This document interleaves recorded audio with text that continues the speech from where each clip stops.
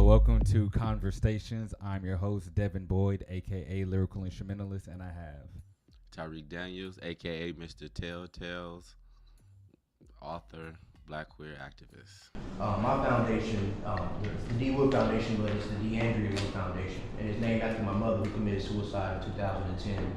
Right before I moved here, I was about 19 years old. So when I was finally able to get through the healing on my own and then see the stages that she went through, I was then able to identify that we could really nip it in the butt with isolation. Because that's the first one. Everybody who goes through something, the first thing that we start to feel is that nobody understands us, right? We can't talk to this person because they may not be exactly through what I'm going through. And if it's not exactly what I'm going through, then I don't want to hear it, right? I don't want to hear what they have to say. So coming here, realizing that we're not alone, realizing that isolation does lead to depression, does lead to a lot of other things, and that's what we try to combat this year. So like I said, we've done multiple programs together. This program is to create that more community base, once a month, coming out and acting as a bridge. Most of our groups act as a bridge between the community and the people who need help and the help that they need, right? So, Yes. And so one of the main things that we want to do during this unique mental wellness meetup is try to educate the community, or really just educate even myself working in this field, is that I don't know what every person does, right? You know, when you say you're looking for a therapy, what kind of therapist are you looking for? What kind of, service are you looking for? A psychiatrist? Are you looking for a sociologist? Are you looking for all these different things? And what we wanted to highlight was allow clinicians or people doing the work, mental wellness work, to give us a little better insight of what you're doing and what makes what you do different than maybe what the next person do, so we can know what our options are, so we can know what we need, our own pathway to the things that will help us. And so we have highlighted a few people in here today. Again, this is once a month, so we're gonna try to rotate it every month. We have other people. That's what's up. So I want to bring you on here because I went to your mental health meetup last week. Yeah, last Saturday, and first of all, I saw the event on Facebook, and I was like, man, I need to go to this and check this out. Because for one, like, I've been out in the Austin area for 2 years and haven't seen anything like that. But yet I've run into many different people with different mental health, I'll say concerns, levels, issues, and different things. But I've never seen a meetup like that. So I thought it was just really cool. So I like to kind of pick your brain about it, just have a good conversation about about yourself. I heard you say you're an author as well, so we're gonna go ahead and throw that plug in there. But yeah, just to so people can understand you more, as well as the name of it. I specifically didn't say it just so you could say it, and other organizations that you might be affiliated with, and what kind of made you start that group. Yeah. Right. So with 2015, I created an organization, nonprofit called What's in the Mirror.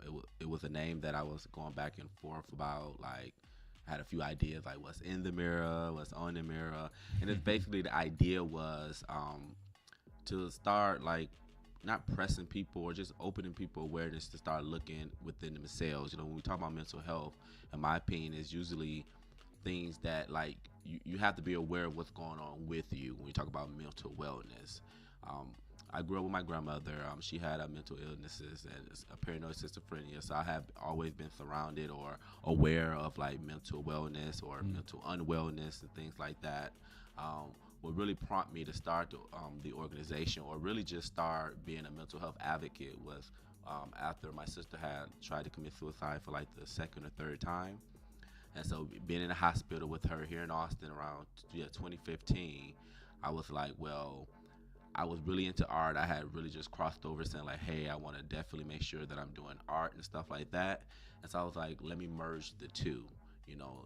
Through my writings and stuff, I wanted to really focus on telling stories about mental health and really started being an advocate and bringing awareness to my community, whether it's the black community, whether it's the art community, whether it's all the other things I like to do.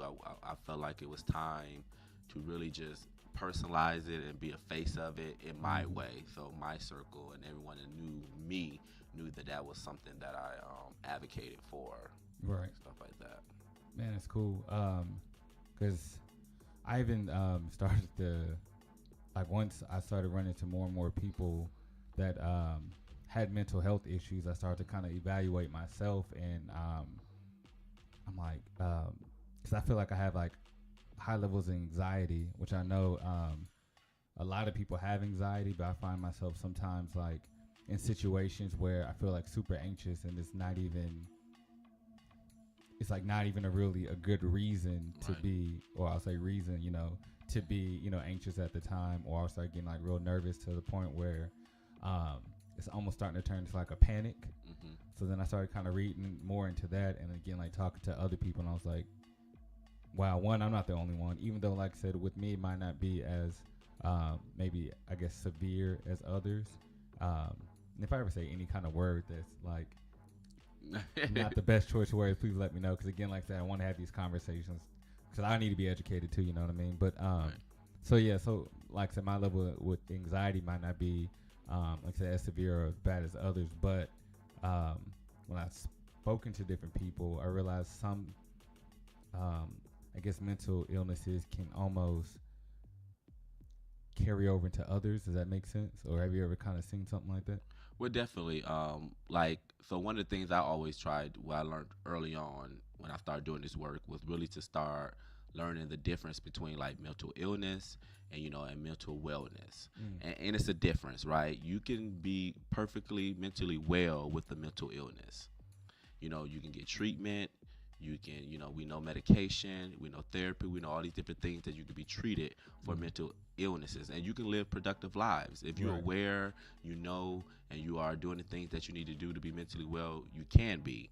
Now, you could be not diagnosed with any mental illness and be completely mentally unwell, meaning that you have all these things that you're not processing, all these things that you're not dealing with, all these emotions, like you said, anxiety, depression, the things that we normally go through on a daily basis, but we don't take the time to be aware.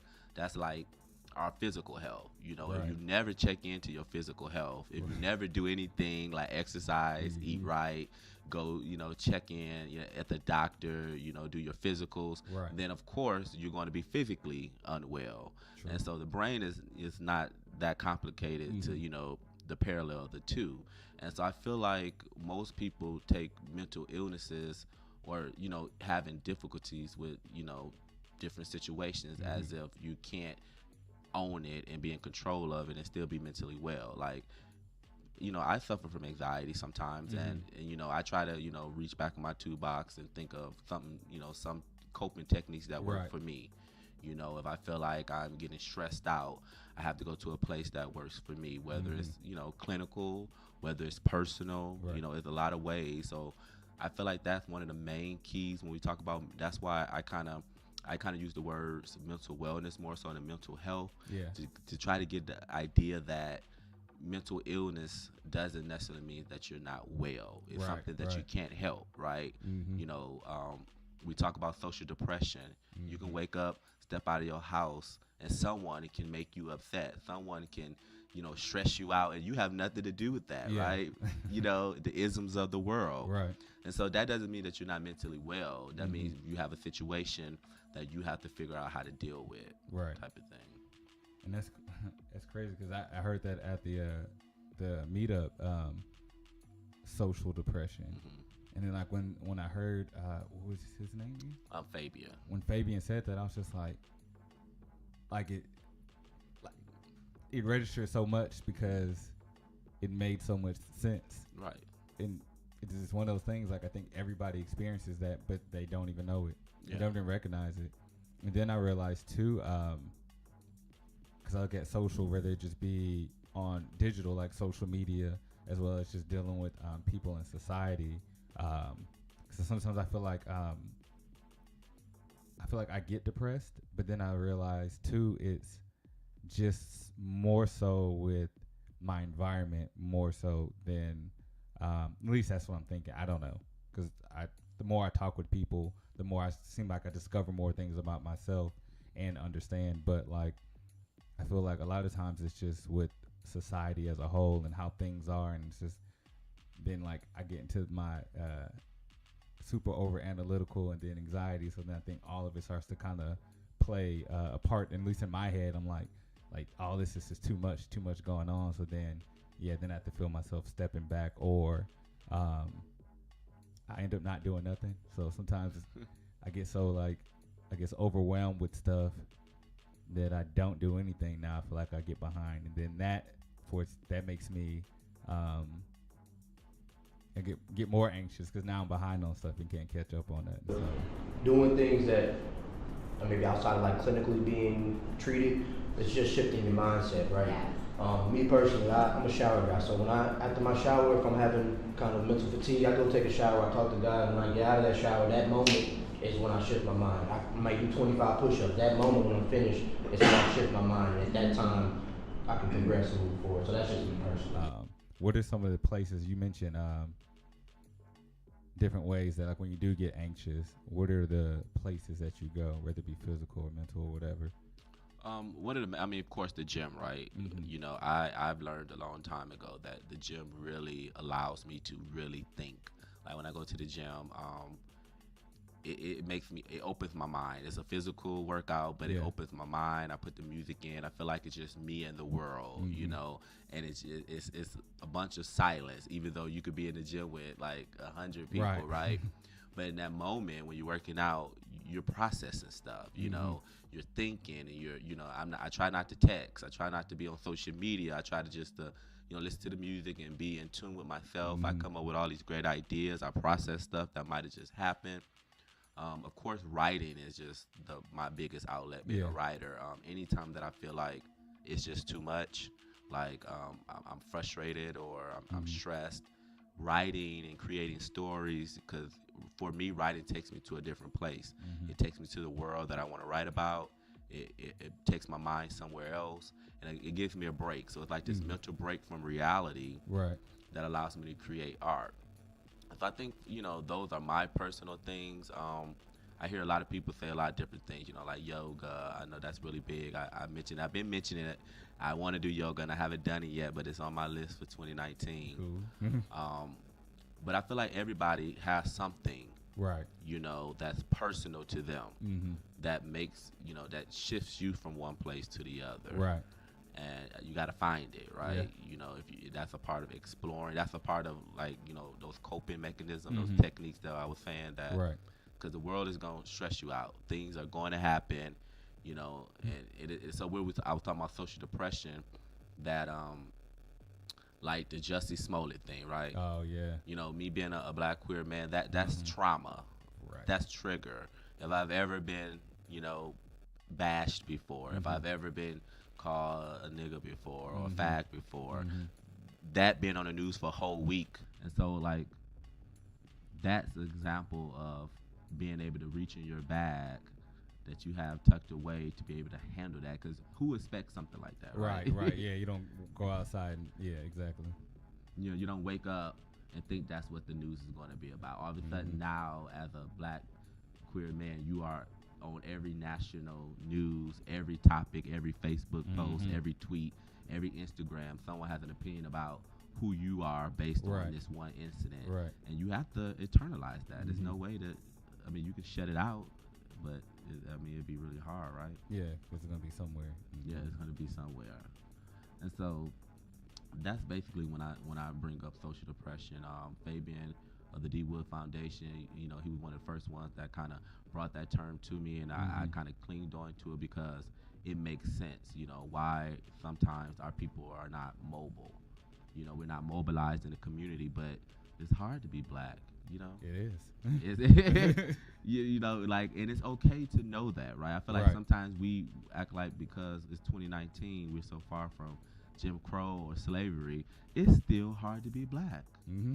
It's still hard to walk into a classroom and be the only black student, go to the job and be the only black person at the job. That can be trauma. Right. And we have to acknowledge that. So, like you were saying earlier, you get in a position where you don't want to do anything. Like, if you're dealing with that all the time, that happens, right? Like, I'm done. I'm shutting everything out, right? Right. So. But I'm learning to basically, because, like, with me, I overanalyze stuff. So I will overanalyze myself to do nothing. Like I'll basically, like people talk about blocking blessings. I know I'm probably an expert at doing that to myself. So what I had to start to realize is that basically I had to learn how to get out of my own head, right? So stop thinking too much, because certain things are going to happen, how it's going to happen, and I have no control over that. So I had to start thinking of, okay, what can I do, right? What can I focus on? And like you're saying, like I'm like, where are my like happy places and my places where I can go where I'm like, you know what, this takes me away from all of this. So like when I'm starting to find myself in those situations, I remember that how much I used to like drawing. I'm not as good as I was then, I don't think, 'cause I really haven't tried to draw like a big picture or nothing. But probably like a month ago, I was on my patio trying to draw like just kind of what I saw at the patio. It didn't come out that great, but just the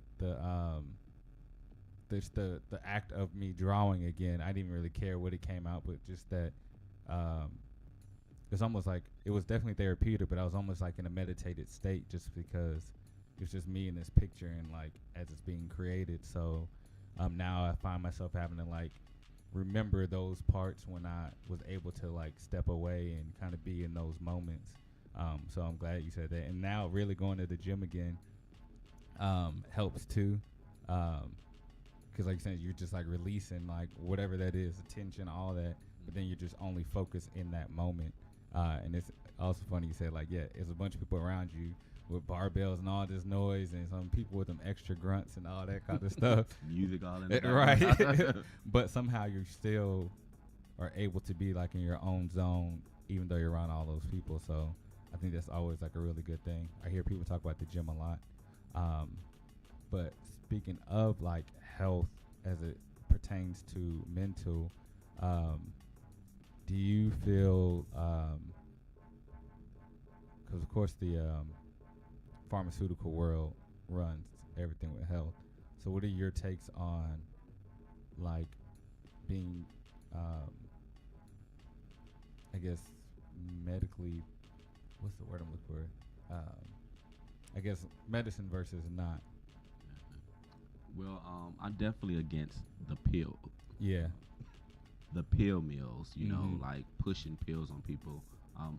I definitely get the why, because, you know, medicine is a business, you know. Right. Pharmaceutical companies have to make money to continue to do research, to continue to la la la la la. I get it, but of course I don't agree with it. Right. In my experiences, I do think some people need medication. I mean, I feel like, again, we use the brain versus other parts of the body. Right. You know, you can, you know, if you have a slip disc, yeah, I mean, you can massage it and get, you know, all the holistic stuff in the world, and maybe it do work. You know, right. You know, I'm not saying that I don't believe in, you know, different Chinese medicines or holistic approaches and stuff like that. I definitely believe that it depends on the person. Right. You know? So I do believe in medicine for some people. Right. You know, I think some people really need it, and that's okay. Yeah. You could be mentally well, taking your medicine, ensuring that you're able to live a quality of life. Right.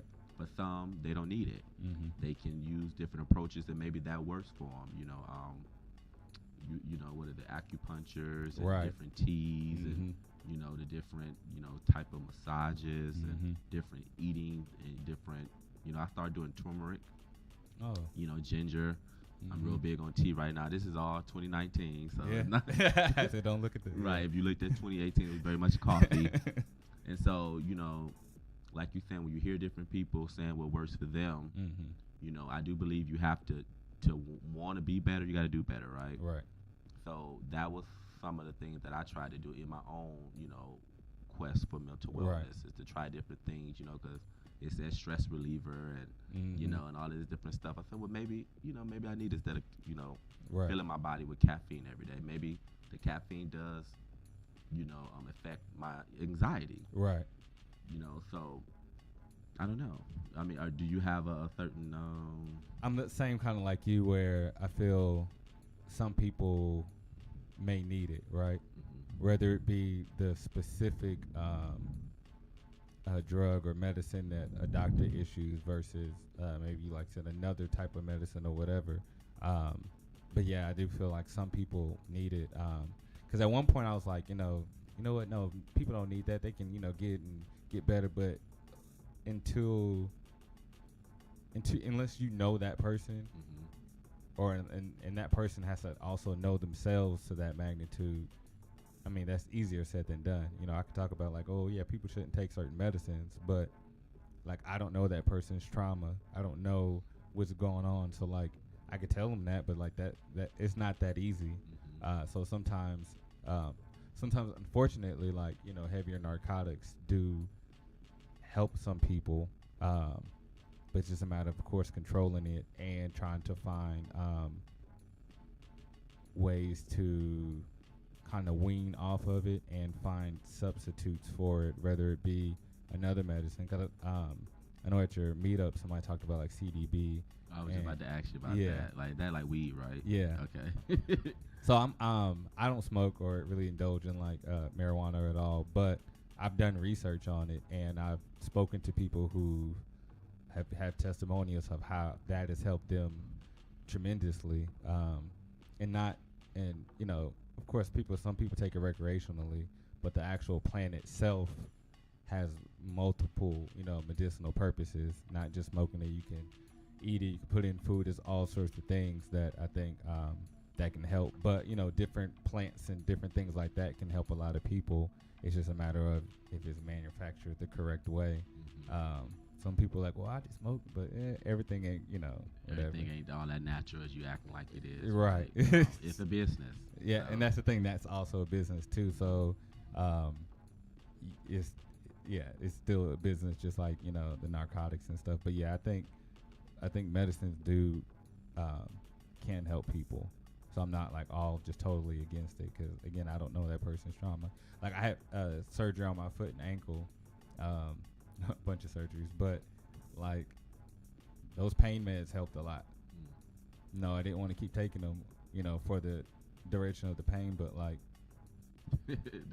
they help. So it's like, again, it's not the same as like mental, but it is. It's like when you're dealing with certain kind of pains, like you need something that's going to work now, because when that pain is like now, like you need something that's going to work now. So like we as in just anybody, we can talk out, in third person about someone else, but until it's you, then, I feel like a lot of people who say, kind of discredit certain medicines and stuff, haven't really actually spoken to the person who needs it. Yeah. And that's kind of what it is, right? I saw something like that, some kind of, you could put something in your tea. And it was, I was very interested in it. Of course, I didn't do it yet, but never know, right? I'm like, who knows? But I definitely believe that it's to each his own. I'm not here to say one way or the other. I feel like that's why, again, going back to this word wellness, which is this whole spectrum of how to get there. Whatever your pathway to mental wellness is going to be different for every person. Because some people don't believe in therapy. That's true. And I hear that all the time. Like, therapy don't work for me. Okay. I can't say that it has to work for you. Maybe you have your own way of, self-therapy, self-care. That's why it's big. I love talking to people who practice in self-care, because that's a practice. Yeah, it is. We don't all just wake up knowing how to love ourselves and how to take care of ourselves. It comes with practice. It comes with, mistakes. It comes with learning. And so you have to continue to do it for it to be an effective approach to mental wellness. So I definitely think it's so many different approaches. But I do like when you think about the medicine, right? Like once they do get on it and you're like being medicated for years, I can't imagine how you could be like taken off, right? Because I do believe at some point any chemical is going to have some kind of, balance, it's going to affect your natural DNA, mental makeup, over time. That's again, that whole ritual is going to change. So I don't know. I mean, that's a good question about, medicines versus non-medicine. Like I said, there are therapy, the prescription companies are, they are a business, and it is a shark, and there are people out there with practices that really push pills on people. They don't even really see people, right? Right. There's clinics out there, and substance abuse clinics out Right. there that's really just there hiding behind substance abuse clinics just to make sure they get their money Right. by pushing pills on people, vulnerable people who may need it, but also might not need it and have other ways to get help. But because they have to meet a quota, they're going to push this medicine. I'm going to keep pushing and pushing and pushing. So those people I do not agree with, you know, the pill mills at all. Yeah. I never heard it like that, pill mills, but when you said it, I was like, it is, because you see some people that have like bottles and bottles, and it's like you take this one for this, but then you take this to combat this, and then it's like shit, like you got a whole like list of pills, and it's like, like you said, you got to think, how's this affecting, you know, your own natural chemical balance with all these different things. So time out. But I think they are cracking down on like doctors prescribing stuff. I don't know. I know on the pain side, when you're talking about your knee and stuff like that, I know they're really cracking down on that throughout all the pharmacies across the country. They're really cracking down. Now I don't know if it got into the psychiatric part or the counseling part or stuff like that, but hopefully they're going to start cracking down on them as well. You know, you can go into a counselor and say, you know, I'm having headaches, or you know, I'm stressed out, and then you go out with a bag full of medicine. You know, about 5 prescriptions. Like, you know, and even with children, you know, I don't have any kids, but every time I'm hearing all these different diagnoses. And, you know, autism is a big one. I believe in it totally. We know that it exists. You know, we know that it's children who, you know, suffers from autism. But at the same time, I do challenge. Is that something that, you know, doctors are now just prone to diagnose your child with? Right. You know, just to get them prescribed on a medication that's supposedly going to treat. It's almost like the whole ADD and ADHD. Right. It's same like, difference, granted, there are some kids that do, I think, legitimately have a really hard time just staying focused. Like they just can't, you know. I get that. But then there are some kids who are just simply bored. And I think they try to group both kids together. Then, like you say, you get the bored kid medicines, and now they really can't pay attention because, again, their chemical balance is now being altered because of that. Because I have kids that I've I still do, but I teach capoeira, so we've had different, you know, kinds of kids come in, and I've had kids, I'm like, oh, this kid just never pay attention. But then you talk to them for a while, and it's like, oh, you're just bored. And like basically what we're doing is not stimulating enough for your mind. And you find out they get in trouble in school a lot. I was like, okay, so this kid just basically needs something that stimulates their mind and they stay focused. And I actually read some years ago how video games, so people downplay video games, but video games actually are.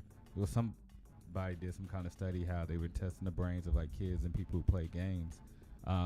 How that actually does stimulate their mind, and it does kind of work with eye-hand coordination, because you obviously got the controller, but then they're focusing on the different things, and they're also thinking depending on what kind of game they're playing. So it's like, I mean, I definitely think I don't know how to play video games, but I play Mortal Kombat. Right, back in the day. Easy, you know, little Mario Brothers here and there, you know, Mario Race Kart.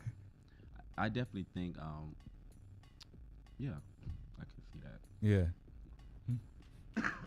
But yeah, I was like, it makes sense. And that's why I think when they came out with the Nintendo Wii and all that to make kids move around. More active. Yeah. With the pads. And it's getting way off the hook. Like the dance ones, I'll be like, okay, this is too hard. I can't You played them though? I've tried. Yeah. Like Thanksgiving and Christmas, you know. I ain't trying to be sweating in here. I know, It'd be working though. Yeah. But you mentioned therapy and how it's not for everybody. I had a conversation with a close friend of mine, and they were kind of really against therapy for the most part. But what I was telling them was sometimes I don't think it's always a therapist in the sense of a professional, so to speak, but just having someone that you can talk to, that could be kind of your therapist, somebody that you can vent to and release to. Because like I said, after our conversation, I helped them kind of discover how much they like drawing and art, and they were telling me about different things and stuff they were doing. I was like, I actually gave them one of my old drawing pads. I'm like, it's just in my closet, they ain't doing that, and so I'm actually looking forward to see what they're doing with that. But like later they text me and was like, thank you for having that conversation, because they helped them be able to basically feel better about themselves and not feel like because I think they're kind of going through like depression and stuff. So having a conversation with me, they didn't feel like they need a therapist, so to speak. But I guess I stepped in as their therapist. So. Well, yeah, and even like on Saturday, right, at the mental wellness, I made it a point to have people who were not just therapists. Right. I really believe. I mean, I'm not saying that Inyala fix people's lives, right? Right. That's an ongoing joke. She don't fix nobody's life. Right. But the idea, right, that life coaches or counselors or just people like mentors, you know, people that that can identify what you're going through. I'm looking for a mentor right now. It's been hard, right? So again, that's kind of what the mental wellness meetup was about. Right. Not being able to find these resources, and even me trying to do what I do, run into walls of things that I need, that I know I need. Like I really know I need some kind of mentor or coach in what I'm doing right now, right? And I'm running into walls and trying to find someone that I kind of feel like, I can trust, someone I can really talk to, or somebody can really identify the path I'm trying to go on, because there's a lot of people that say they're, life coaches or, mentors, but if they're not really doing the same thing you're doing, they can, of course, get your money and, rearrange what they do to make it seem like they're going to help you. But, really finding that authenticity and stuff like that is hard. And that's why, that mental wellness, every month we're going to continue to have different people doing different things, so we can just show, like I said, educate myself, educate the people around me, educate the community, because one of the main things that we got out of that was the lack of access, to these resources. Don't nobody know. It was like 6 people said they organizations, and most people never heard of them. So if those people in that room never heard of them, you can almost just automatically guarantee, if you did a poll across the city of Austin to the people of color, they never heard of it. Right. And they're there. The services are there. I'm guaranteed somebody that we both know can find help from any one of those people in that room that were doing different things. And that's really what's in the mirror, and the work that I'm doing with mental health is really trying to create this pathway, this access for people to find what they need. I can say all day, do this, get this, but if they can't even find it, it's like you're beating, it's like it's no productivity in that, no growth in that. What I do is I'm a licensed behavior analyst. I think I'm the only black licensed behavior analyst in Texas. So that's a big thing. And he was like, well, man, there are people who need to know that you exist. So I'm like, this is a perfect opportunity. But what we typically do, I'm a licensed behavior analyst, and you will see us working with kids with autism. In my field, I have come across where not too many African Americans know about this service. Not too many people know what to do with their child. All they know is that we're having behavior issues, we don't know what to do. And there is a resource out there for that. So applied behavior analysis is basically the study of human behavior. We believe that everyone has a function to something that they're doing. And once you can figure out the functions of that behavior, then you can change your response to it and get a different outcome. What I do is that I educate women of color on how to self-care, self-love, self-accept, and just be with yourself. So basically, I offer one-on-one coaching sessions, and I also provide healing experiences. So basically, what a healing experience looks like is just talking about some of the things that we've experienced in our lives, and then also putting into practice. Good morning, my name is Neil Whetstone. I am the Junior Policy Aide for Councilwoman Josh Harper Madison. For those who do not know, that is the only black council person on the dais, and one of the only black elected officials in this city. So when we talk about mental health for black people, I think that our office is someone that should be leading that effort and should be reaching out sort of in the field. So that's part of the reason why I'm here. I was a field director during the campaign, and I just graduated in May, actually, undergrad. And one thing that she's from this area, the East Side, and she said that mental health is something that has been a chronic issue obviously for our community at large, but for this city in terms of black people, people of color, and again the social conditions, right, under which gentrification can force people to be displaced, and how that is literally catastrophic. So addressing those things through affordable housing, through workforce development, and obviously through mental health, as well as reinventing ways of how we communicate with police officers, right?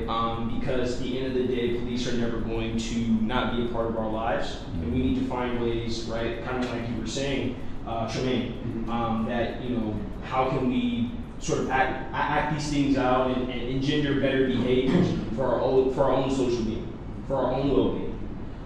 And so that's something that we're also trying to facilitate as well. All right, so my name is Michael Cox. With WholeLife Priorities. Our information is out on the table out there. I did bring some cards. I say our, it's me and my wife that work together. And I am a licensed professional counselor, and I've been doing that since 2011. Formerly was a pastor, and I transitioned out when I realized the church wasn't doing what it needed to do in the community. And so there was a need for me to do something different in a different way, for me specifically. So do that, practice, and so our approach is a holistic approach. And so we recognize that people aren't just one way, right? One being. And so just addressing your mental health problems isn't enough. What you eat, what you put into your body, your physical activity, all those contribute to your wellness and to your whole being. And so our goal is to try to help individuals and more specifically family units, whatever you identify your family as being, helping your family unit learn how to be well together. And so you look at that entire group and understand, if you think about it, if I'm trying to eat well, if I'm trying to exercise, so I'm trying to have a better, healthy mind, if I've got the support of those individuals I'll call family, my ability to sustain that over a long period of time increases substantially. And so how do we help that individual, how do we help that family unit to look at your total wellness? Individual goals may be a part of that, but how do you help that entire unit work together towards a goal of wellness? And so trying to pull that in, and we go specifically towards the African American community. So I'm representing International School of Story that a dear friend of mine based out of Savannah, Georgia, and Smith has founded. We as a foundation, as a nonprofit organization, offer coaching, mentoring, lifestyle, life skills coaching. If you're going through a rough period, provide entrepreneurial skills coaching too on how to get on your feet. And what I am passionate about and that I am committed to, that my purpose is to launch Voices of Hope. It is a web series, it is a podcast, just taking people, talking to them about their journeys through mental health. Good morning, everyone. I am Malachi Peterson. I am a student over at Houston University, and I am also the president of the Y.N.A Fellowship, which is underneath the umbrella of the D-Wood Foundation. So our mission is to reconnect, remotivate, and re-engage the student body through a series of activities and events where we provide a culture of support. So by culture support, we provide events where we talk about mental health issues and we just create gatherings. So that's some of our main things. And also, we just want to make sure that we're trying to get more into the community. So this will be a great step to just let y'all know that we are on campus and we do extend our invitation to the community as well if you feel like coming. Our next event would be on February 23rd, and that will be on anxiety.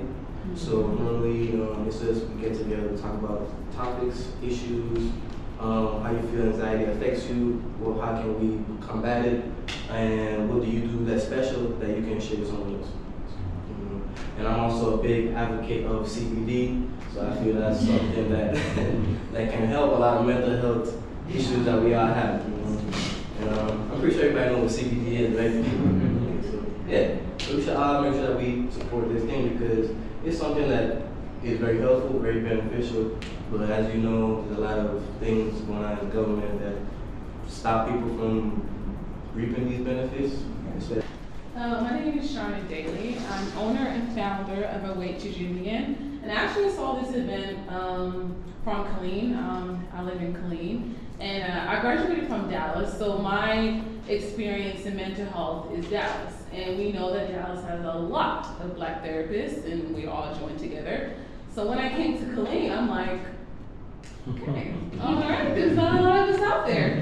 And so what a way to dream again is I served 3 years as a domestic violence counselor in the Dallas County Jail. And most of it, there were men, and most of the population, most of the clients had the same common thing, was going through a trauma and not knowing how to address it or not knowing that they even went through a trauma, but they had the same behavioral patterns. And so when I thought about a way to dream again, I was like, okay, this community needs a lot of education when it comes to mental health awareness. So what I do in Killeen, by day, my full-time job is working on Fort Hood. I'm a therapist, counselor for the soldiers there. But then with the Way to Dream Again, I do educational, say workshops or educational speeches when it comes to mental health. So I'm a life coach, also a licensed professional counselor, and I also do a lot of health, talk about holistic approach. And so what I'm doing in May, because May is Mental Health Awareness Month, of course, in Killeen, we'll have our first mental health awareness workshop. And so I've gotten a lot of panelists, different people, Texas Black pages involved, because again, everyone knows that I love mental health so much. And everyone needs someone that they can rely on, someone that they can guide, someone that can encourage them, someone that has the experience, someone that is professional to guide them through their journey of holistic health. And so my biggest thing is trauma, relationships.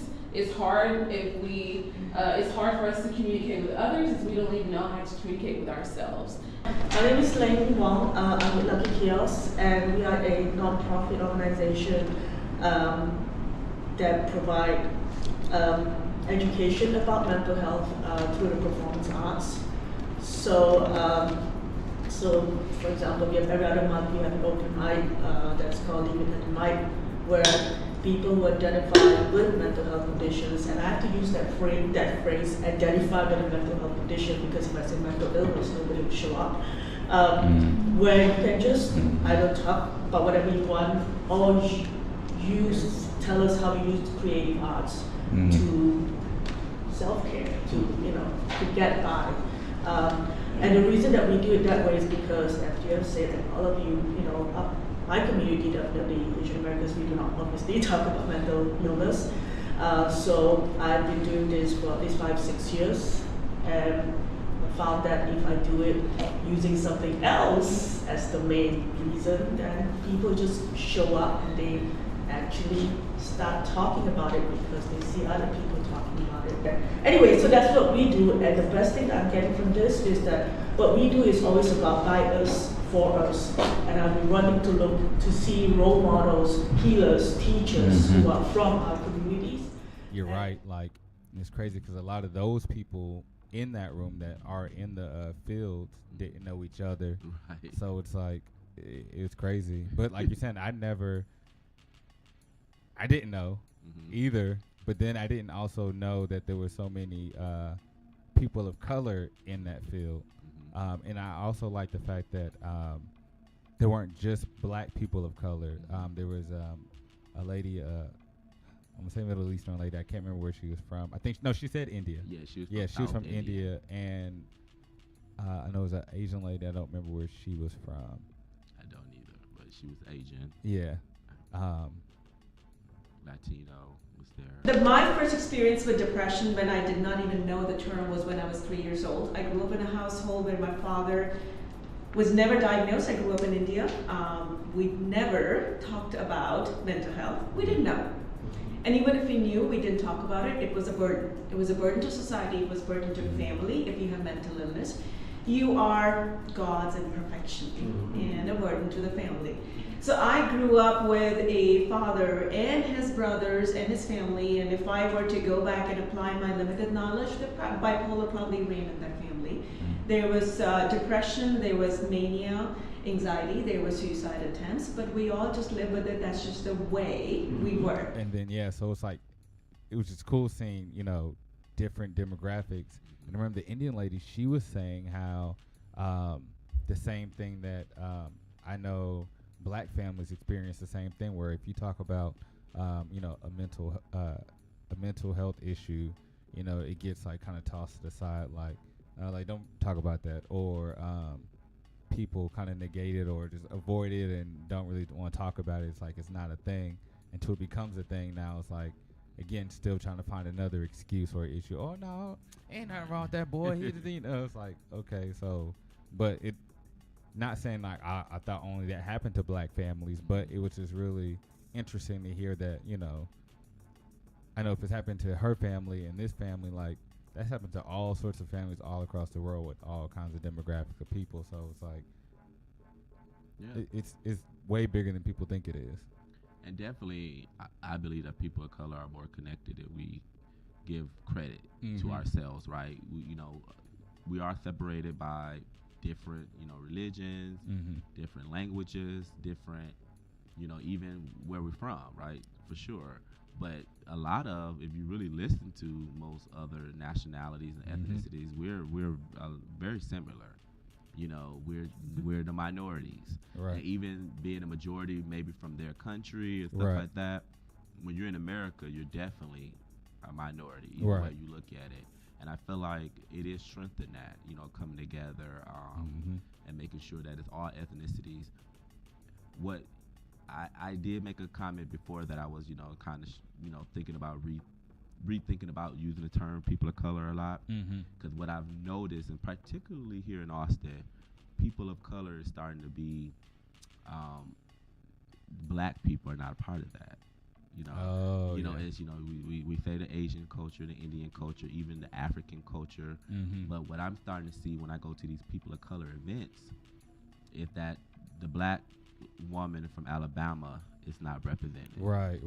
The young kid from Chicago, South Side, is not represented. And so we really got to make sure that we're using this term, people of color, and making sure we're doing the whole spectrum, because it is strength in numbers, Yes, exactly.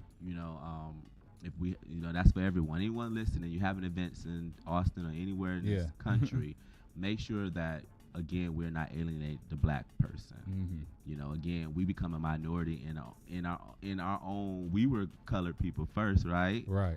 And now we're the minority in the term people of color, and that's very strange to me. And that's not, mental health related, but it was very interesting, because I do go back and forth, because I'm particularly, people of color, but I specifically know that it's a lack in seeing black people in clinician positions. Right. So, so that's where the lack comes in. I mean, typically you might see an Indian doctor, right? Or Asian doctor most times, and definitely we know, Caucasian, but where we lack is really seeing, black medical providers and clinicians like that. That's true. But I make sure that I'm going to stick with it. I'm going to stick with this people of color. Right. I'm just going to make sure that I'm doing the right thing by making sure it's the whole spectrum. Right. I like that you said the whole spectrum. But I've noticed that too, where this is going to kind of get off topic, but like we're starting to not be a part of a lot of the different things that we kind of set the bar for. So it's just like, okay, but who's to blame? Right. Well, and it takes us, black people, to be in power or be in leadership to make sure that we're not getting, taken out of that equation. Right. So it's very important. So I just had to say that. I know, but it was still definitely relevant, because even, like I said, a friend of mine, we were kind of talking about how, like you mentioned, trauma, it almost feels like, I don't know if y'all talked about it then, but it's almost like, it feels like the energy of trauma is almost passed down through generations, whether it's done like actually verbally or not, but it's just like, if your great grandparents experience this thing, they're affected by it negatively, and then that kind of just goes into how they raise their kids and so forth and so forth. So it's like you mentioned, like Jim Crow, like all the stuff that happened then and before, up until now, like all that stuff hasn't dissipated yet. Like it's not over. So those kinds of things, and like you mentioned, Smollett, like had a friend who's also in the LGBT community. She mentioned, she was like, are people's biggest issue that he was gay or that he was black? Wow. Yeah. I'm working on a project. I'm working on a presentation right now talking about the intersectionality of being black and queer in America and social depression. Right. Because that's the big question, right? Mm-hmm. That's the trauma. That's it. Right. When you don't even know, like when you're living in a world of double, triggers, double pushbacks, double trauma. It's like, gosh, when is enough is enough? When is one part of me is going to be good enough? Right. If ever. And then you say black queer woman, my God, we're really layering it on, Right. So what it is to be a black queer woman in this country is like, when you really think about it, from all, it's like a black queer woman incorporates every ism there is to be. Mm-hmm. Every bad thing that you can say about somebody based on their sexuality, their gender, their ethnicity, the black queer woman or trans woman, it has to carry the burden. And then so that's why mental wellness is important, or mental awareness, right. because my God, you're already born or you're already living in a world of too much. Right. Yep. And so you especially have to make sure that you're doing the things you have to do to be prepared to fight back, to maintain your sanity, because it's not going to be given. Unfortunately, we know right now, you walk out your house as a woman, you could be disrespected. As a black queer woman, you can walk out your house right now and go to the gas station, be disrespected, get whistled by a man. You could have prayed and had a great morning, had your tea, had to go get some gas, and a man disrespects you because you're a woman, right? Then you can go to your job, and your boss or your coworker, she decides that she want to touch your hair. I've never seen hair like this before. Right. Just because you're black, right? And then you could turn on your TV, and you can that night come home thinking you're going to relax, and President Trump could be on TV saying that LGBTQ people shouldn't be getting married, right? But that's just one day. Right, exactly. Exactly. Right. That's just one day. You minding your business, trying to live your best life, that these things are happening. So that's why we have to acknowledge that and know that that can happen, so you can be prepared not to fall into depression, not to give in to anxiety, not to give in to these things that's going to be, brought to you that you have no control of. Right. And that's I think the perfect word is being prepared, because a lot of these things, unfortunately, are there, and it is likely that they're going to happen. Depends on, like you saying, who you are. Like I said, one of the 2 episodes ago talked about being a black male in America. It was one of those things where same thing. That whole little story that you said can apply to any black spectrum. Right. So it's like being a black male. Sometimes, I go outside, just want to get gas, but then I'm having to always be super cautious. And then, like I said, I'm already get anxious about stuff. So now I'm having to be like super cautious about like everything I do. Like sometimes I'll put my wallet in a certain place in my car, so if I get pulled over, like it's at least right here visible, I can point to it. But it's like I shouldn't have to do all of that just to be and just to live. So yeah. I mean, yesterday was the birthday of Trayvon Martin, right? Right. So all of us black men, to see that face, to know what he represented, what he still represents. It's again, I woke up and that was the first thing that I saw when I turned on my phone, Right. And so automatically I have to go and prepare for that, Right. Start thinking about that, because like you said, like I can be legit in my car. I mean, tax is good. Right. Legit. License is good. And be paranoid as hell about the police. Why?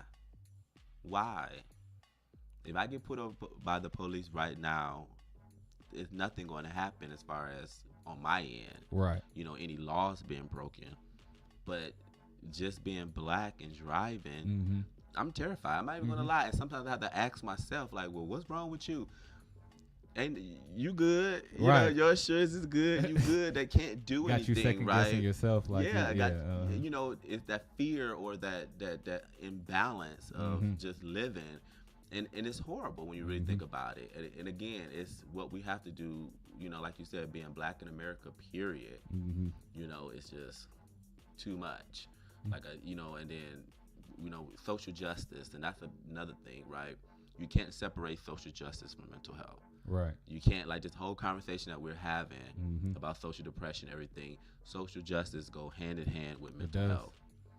Your quality of life go hand in hand with your mental stability. It does. There's no way to separate it. I mean, that is true. I never thought about it like that, but that is true. You can't, because your mental is going to affect how you just function every day. But then at the same time, stuff that happens every day is going to still affect your mental. So, I mean, like I kind of mentioned that earlier, like sometimes I get anxious, but it's just like the situation, the environment that I'm in is what's causing that. Because when I find myself in like in my office, like just working on music, like I'm good. You know, it's like when I'm, you know, disconnected from certain like environments or situations, like I'm perfect. But then it's like when you have to go back into those certain elements, and it's like, then you start thinking and second guessing yourself, and like dang, like what's wrong with me? But it's like nothing. It's this over here, which is, and I feel like that with a lot of different people. I feel like some people who might suffer from depression, if they were able to get themselves out of their situation or element, right? I feel like it can help a lot. I'm not gonna say like, well, you just need to go ahead and step outside, you'll be fine. You know what I mean? But like, I feel like if they can get out of like that element or take like a beautiful, real nice vacation, like it'll help a lot, just not having to focus on all that extra, even though, you know, during that time they might have some different triggers here and there, but like being that they're just being able to be in a more peaceful, you know, serene environment, like I know that can like help a lot. So yeah, I think you have to create that for yourself. Like you know, like you said, vacation. I mean, we keep saying that you have to, you know, and a lot of it, like we talk about, people don't understand, like, well, they don't want to get a job, or, you know, they in and out of jail and they selling them drugs. Why is the question. Like, these social injustices is systematically putting people in place to be repeat offenders, to have, you know, hard access to education, to get good jobs, to be economically disenfranchised. You know, these things exist. And so to try to avoid those things, or try to act like it's 2019 that we've come so far because so few of us has gotten to the other side, you know, gotten to the money, or got to the success, or gotten to, you know, wherever, you know where they wanted to go. You can't think about where everybody else is as a people. You know, we have to understand who our president is, and I don't get into politics much, you know, even though that is what I went to school for, but I try to be on the other side of it, right? The you know, the social activist part of it, because politics is just a game. It's just things put in place to keep the wheel spinning. You know, I don't really even believe in it. It's all just to keep the wheel spinning, to keep things going, to keep things in place. It's just, you got to do something to keep it going. That's all it is. When I think about politics, it's just a big old Ferris wheel. I agree with that. You jump on, jump off, keep up, but it's going to keep going, right? America it has been America, and it's going to keep going. And we all just one legislation. Black folks are just one legislation away from being slaves again. We it's just an amendment, right? It's not like we're just, you know, so we just got it, right?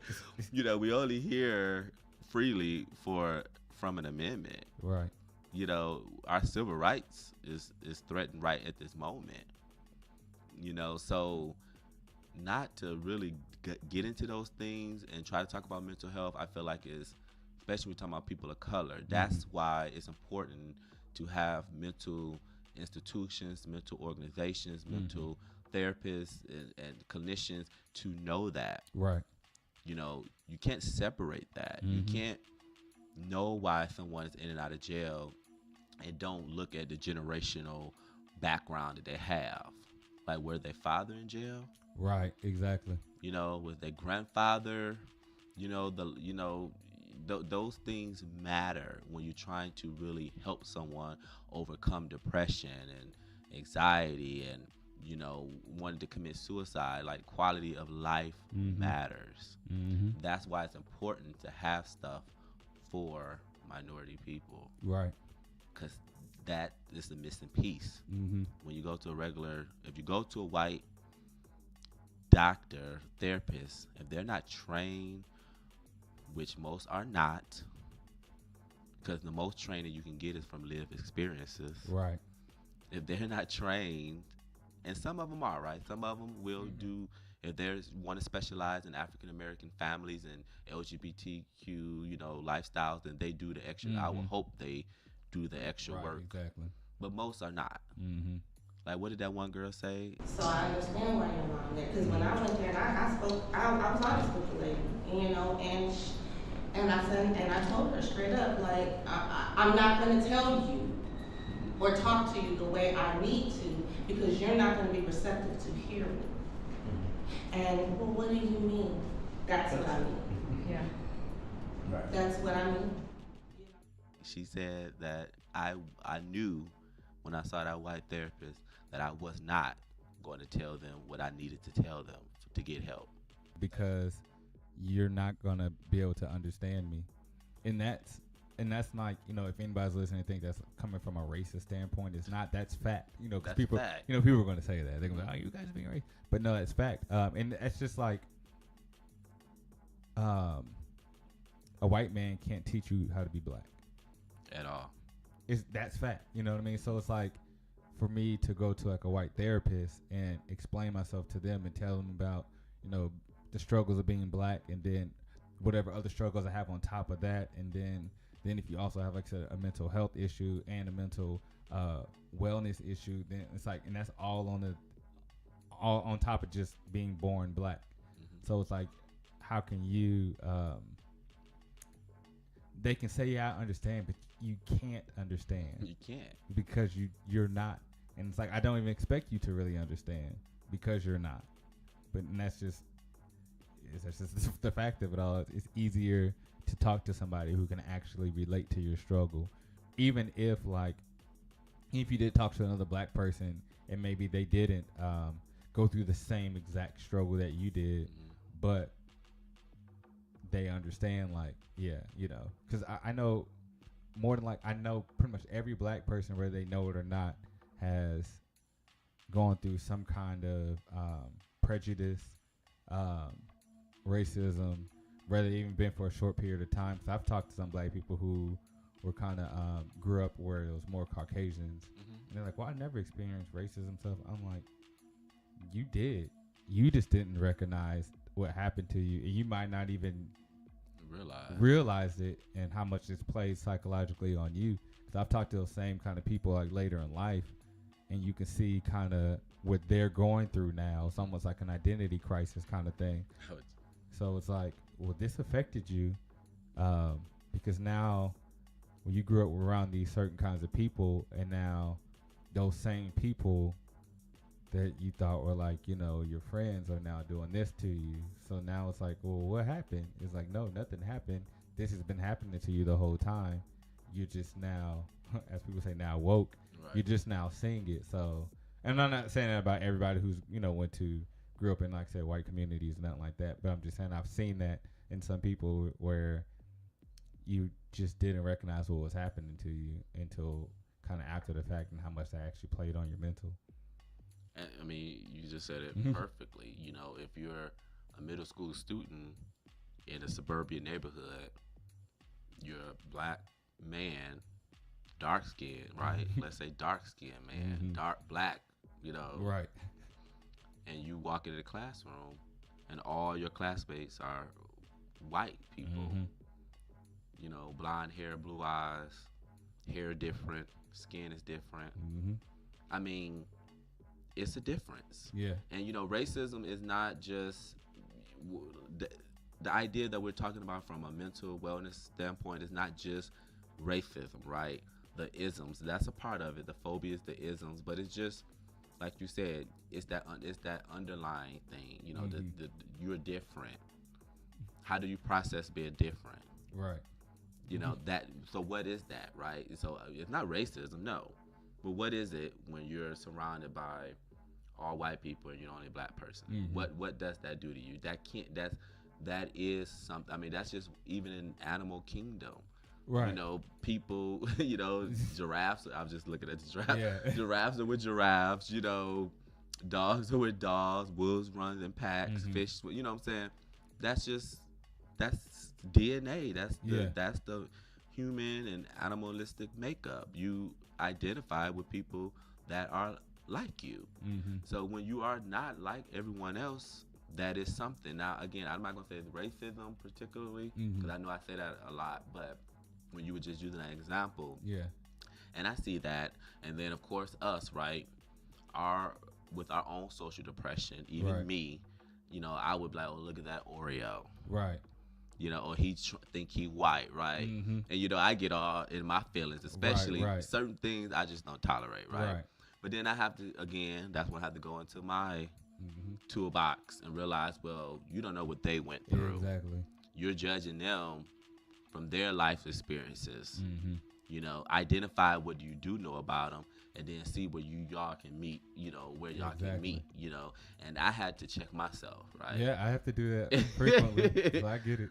You know, when I moved to Austin, you know, being from Detroit, you know, living in Atlanta, and then you didn't, you know, I didn't see it. Then I moved here, and I'm just like, oh, it's a whole different type of black man here. You know what I'm saying? That I do not identify with. Maybe, right? Again. That's my own prejudge, because once you talk to this person, they're a black person, regardless of who they was raised by. Right. You know, This Is Us really talks really well about that. I don't know if you ever watched that show. I love it. I haven't. I will. But it's the black guy, Sterling K. Brown. He you know, they are twins. So he was raised by the white family, had white brothers and sisters. They was all born on the same day. They adopted him because they lost one of their child, and they adopted him, the black third triplet. Right. And the whole show chronicled his family loved him. Yeah. They were good people. But it was something missing. He had to go search for his father. Right. He did not identify with them. He wanted to go to a black college. Right. So it's real. It's real. You know, either way you want to look at it. You know, they can pretend and they can identify in their environment. But I mean, you kind of mentioned like with the animal kingdom, like at some point that for the explanation, that animal does need to be around its other like animals, because like it is kind of in the DNA, like it needs to be able to. Now, it doesn't mean you can't go back to the the animals. I'm thinking of like Jungle Book. You ever seen that? No, I think I have. It's like, there's like the little boy who was, it's of course like a Disney movie, but he was raised by wolves in the jungle, and then he wanted to go back with like humans. Yeah, I seen a movie on Netflix recently. Yeah, it's a couple of them. Yeah, it was like Maui or something like Mowgli. that. Mowgli. Yeah, that was so good. It was. It was so good. That's what it reminds me of. It's like, he was with the wolves, but like same thing. It's like he needed to be around humans. Yeah, he can go back with the wolves too later or whatever, but you need to at least go see your humans, those people, just so you can, again, like I said, the whole identity thing. People don't understand that's a mental thing as well. Because, I mean, you hear about like, teens and stuff like that going through it, but which I've been noticing with this new generation, their identity crisis is on a different kind of platform than it seems like when I was younger. Kind of like when I was a kid, you had the different groups of people. You had like the jocks, the cheerleaders, then like the gothy people, then like the black people, then you had this. You had the different groups, but everybody understood like, everybody's separate, but people still got along. But it's some people, anyways. But you had those different groups. But it seems like the new generation, they blend well, which is cool. But then it's at the same time they blend so well. I guess they don't know, because everything's moving so fast. It's like, who are you? So they don't know who to be, because society and social media and how stuff is moving. It's like, well, the new thing is this, so you got to follow this, and it's like they don't know how to kind of form their own self. So I know, like, I've known some or spoken to some young teens who I can see how they struggle with who they want to be, or they know who they want to be, but they also don't want to not fit into, these different groups and stuff. So allowing social media to dictate how they feel, right? That's social media has changed the game. We talked about mental health, talk about suicide, we talked about mental wellness, triggers, trauma. I mean, everything we're talking about, social media has upped the ante. It's like more now than ever crucial, right, to get a hold of your mental stability, get a hold of the people around you, tribe up, get everybody, on one accord and trying to, that pathway to mental wellness. Because again, like, it's one thing to be worried about, like, getting pulled over, but my God, like, just picking up your phone and, I'm so in awe of people, right? I was talking to a coworker the other day, and she was like, she ain't on Facebook. And I was just like, well, how are you on Facebook? She's like, well, I don't do none of that. Yeah. I don't do social media. And she's not that older. Maybe she was 50, maybe, right? But so I could see that, how she couldn't. But then I was so in awe of, and then I met a younger guy. Like, I was doing a book signing. I was like, oh, I'm gonna post a picture on Instagram. He's like, I'm not on Instagram. I was like, oh, what's your Facebook? Yeah. What's your Twitter? He's not on anything. And I'm just like, at first I'd be like, what? Then I'd be like, well, I'm a little jealous, right? Because I feel like there's so much peace in that.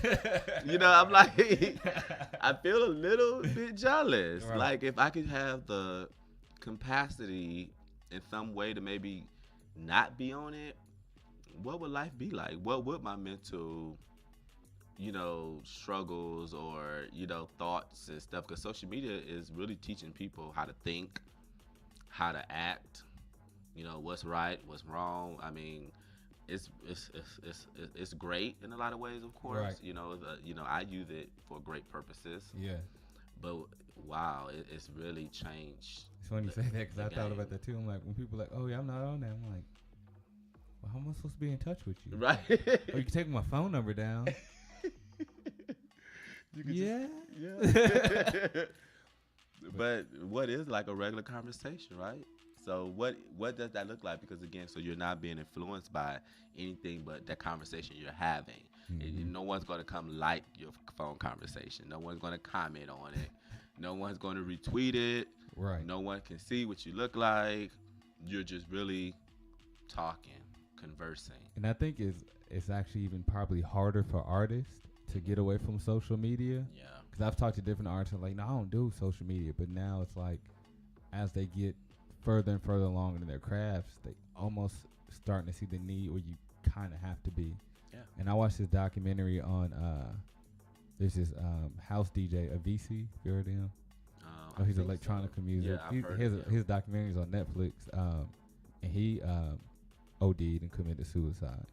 So the documentary was kind of talking about his whole like touring life and everything that led up to that. And I was just kind of thinking about that, like, because he has to always keep pushing his art and all that out there constantly. And I could see how social media can negatively impact that, because you have to always keep, you have to stay on social media to make sure it's out there, which sucks about, that's the sucky thing about being an artist, because it's like, I feel like as artists, I should be able to put out something, and then from there, people should just start sharing it and telling people word of mouth. But like saying, people don't really just talk like that. So, but same, I use social media for a good purpose, but you still got to be on it to make sure your good purpose is actually being seen. I mean, hence we're going live right now. Right. I mean, you're right. Like, and going back to anxiety, like social media, I think I'm borderline addicted now, only because, because of pushing my art, pushing my message, pushing the things that I want to put out into the world and stuff like that. It is anxiety, right? Like, what do I look like? You know, I'm like trying to go live. I'm like, what I say? I'm in my work clothes, you know. So I already, so you know, anxiety already like hit. You know, where you know, you judge yourself.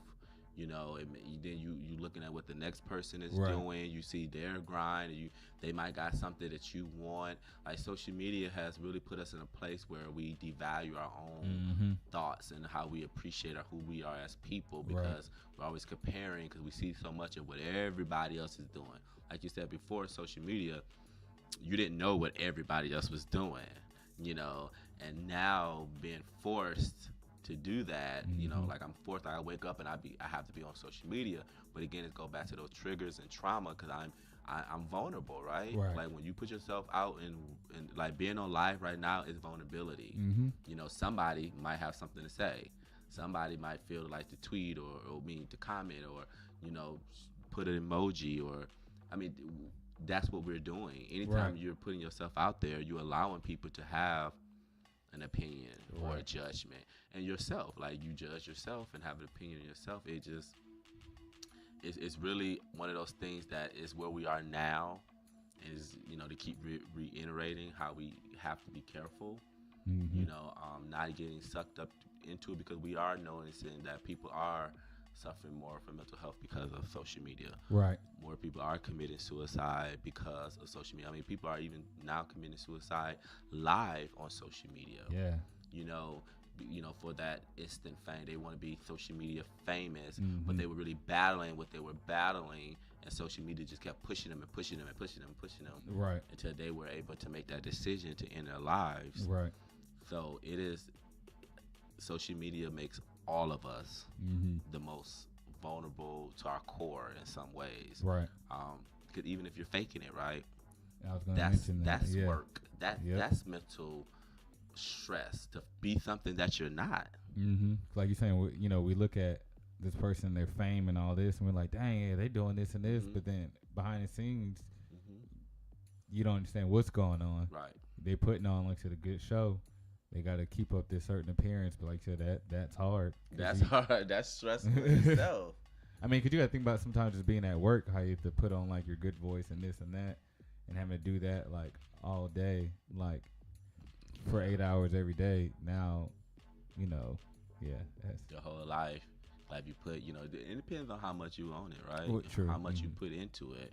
Like you said, as an artist, though, you find yourself really putting it all out there for the world to come at you, you know, and expose you and stuff. And like, I don't do like the social media beefs or whatever, right? But I found myself in one yesterday, because someone had posted something off the subject, but about like I guess one of the transgender person on Love and Hip Hop. Oh, okay. I ain't even watched it yet. And yeah, I haven't watched. That's, I'm just like, I don't got time for that. Oh, that's just too fake for me. Right. And they said something about, beware, this is a man. Beware, man. This is a man out here getting reassignment surgery, something. And usually I don't respond to stuff, right? But the word beware struck a chord with me, because then I started thinking about all the transgender women that's being slaughtered across the country like animals. These are human beings, right? What they say, trans women are being murdered higher rate than any other human being on earth, I mean, in America, right? So then I see this person, and again, it's all, you know, I don't like to be heavy, because I don't want people to think that all Tarik come is a mental health or this social, you know, you can't say, you know, hey, everybody can have their opinions, but I felt compelled to say, you know, you have to be careful with this kind of, you know, false hysteria. You know, beware this man. I'm like, well, this is a transgender woman. So let's start off with labeling people, identifying people correctly. Then one, that sounds better than men, beware this man. You are already creating a hysteria that doesn't need to be there. If you would have said, men, this is a transgender woman, that already don't sound as threatening, you know, or, you know, it's almost like a call to action to have to be against transgender women for no reason, just because you just felt the need to post Right, because that. beware is a powerful, like I said, word. Yeah. Beware as if it was an animal. Beware of a dog or something. You know, the dogs are out here. They're going to bite you. You know, and so, again, it's those triggers, right? Mm-hmm. It took me there. And I didn't even want to be there. Right. I was minding my own business. Right. And it's like 2 days, and then someone like tagged me in a comment talking about, it's all right, it is a man and all that. I'm just like, don't. It's not the point. Right. But, you know, and then you read in the comments, and people are just horrible. And again, I don't like to take no one's, of course, I'm social, you know, activist. And so, you know, I will right is right, wrong is wrong. But people, unfortunately, have the right to their opinions. And I don't believe we could take that away. But don't tag me in it. Leave me out of it at this point. But some of the stuff I read was just horrible. And I'm like you, like I don't get into like them little social media beefs, but sometimes it's like I'll run across something and I'll keep passing it up, and then I'm like, okay, somebody got. I even sometimes I'll put that in my post, like, okay, I'm gonna say this, and then I'm done.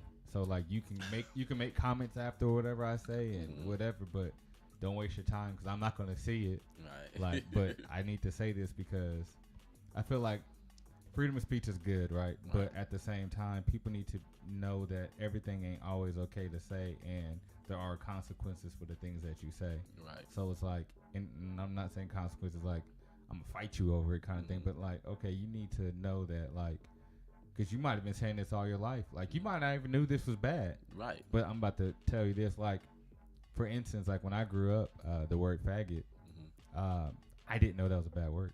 You know, in that community, you know what I mean? Like, that's how I grew up. That's the word, how you just described. Oh, yeah, that's what I'm trying to say. I kept wanting to say something else. That's the word that we described homosexual male.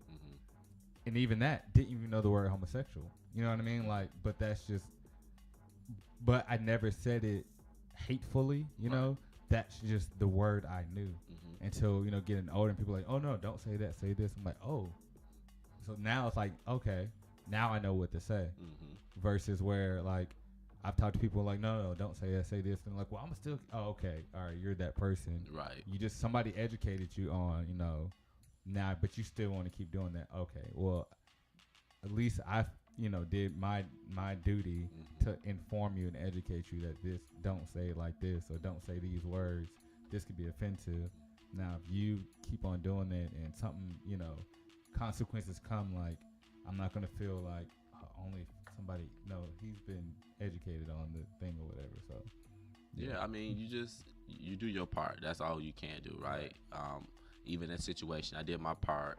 I read the comments. I knew, it is so weird. I knew me saying anything was going to, the hate was going to come. Right. And not from even my message wasn't even particular. It was to the person, but I knew that message was for the people. Like, you were sparking hysteria to the people. It might have been a joke to you. You might have been a little bit more, you know, educated. But we know people are stupid. And not stupid meaning intellectual, meaning that the hate. You know, they feel like, once again, social media gives people a voice, right? You know, everybody's a political commentator. Everybody is a right wing, or everybody's left, everybody's pro this, anti this. I mean, my God, like, most of every business is going to be out of the window because everybody feel like they're professionals because they talk about it on Facebook. They're journalists, right? They're news reporters. They're weather people. They're you know, everything that people. They're the expert because they didn't. You know, they can post all day, get one like, and just be talking to themselves, right? And that's a thing. And it could be talking to themselves full of hate. And luckily, you know, it's block buttons and unfollow buttons and stuff like that, and you can filter people out. But it just takes one person to take you somewhere that you don't want to go, you know. And then with that situation, it upsetted me. Like, it did. The person, I thought it was over. It was yesterday, right? And the person at me, don't at me.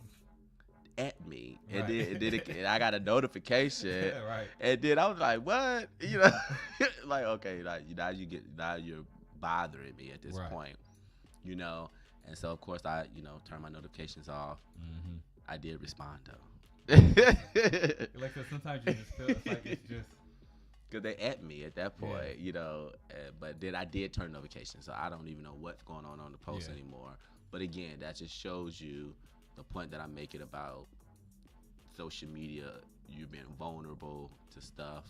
You know, the R. Kelly documentary. Oh my God, like how popular that was in social media. Imagine of all, you know, sexual abuse survivors. Like, where was the things like that? We were so concerned about R. Kelly in the documentary.